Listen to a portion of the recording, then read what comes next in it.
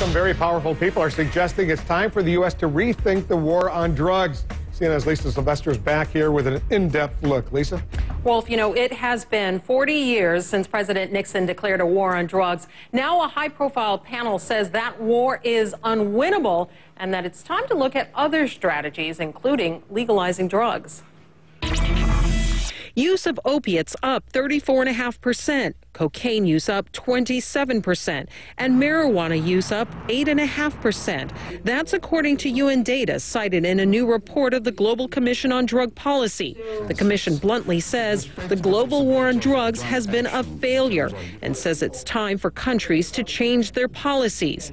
Commission member and CEO of Virgin Atlantic, Richard Branson. Personally, I don't think the United States can afford to keep the drug policy as it is. It's costing them more and more every year to achieve something which you know, where they're just not winning. I mean, they're just not achieving anything. The commission is made up of heavy hitters: former UN Secretary General Kofi Annan, former Secretary of State George Shultz, former Chairman of the U.S. Federal Reserve Paul Volcker, and various former Latin American presidents. They urge, quote, to end the criminalization, marginalization, and stigmatization of people who use drugs but do no harm to others. And they recommend governments experiment with models of legalizing drugs to reduce the power and influence of drug cartels. Most European countries have tried different policies. They don't consider anymore consumption of drugs a crime. They consider that it's a problem of the health system. They have opened their health system to people so people can go and try to find solutions to their problem. A spokesman for Hazelden that operates treatment centers for drug and alcohol addictions agrees the war on drugs has been a failure and applauds the report's conclusion for treating drug use as a health issue.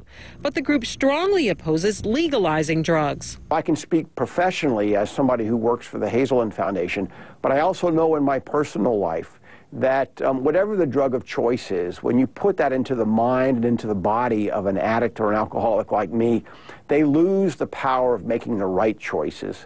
The White House Office of National Drug Control Policy did not make anyone available for an interview, but in a statement said, quote, the bottom line is that balanced drug control efforts are making a big difference. Today, drug use in America is half of what it was 30 years ago.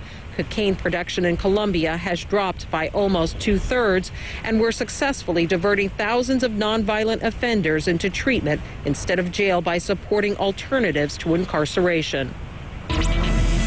Now, the White House says drug czar Gil Kerlikowske has been talking about for some time wanting to move away from the language of a war on drugs. Instead, he wants to focus on reducing drug use by 15% over the next 5 years. Wolf. It's a tough issue. I've been watching it for 40 years, as we say, and doesn't seem to be making any progress whatsoever. Thanks very much.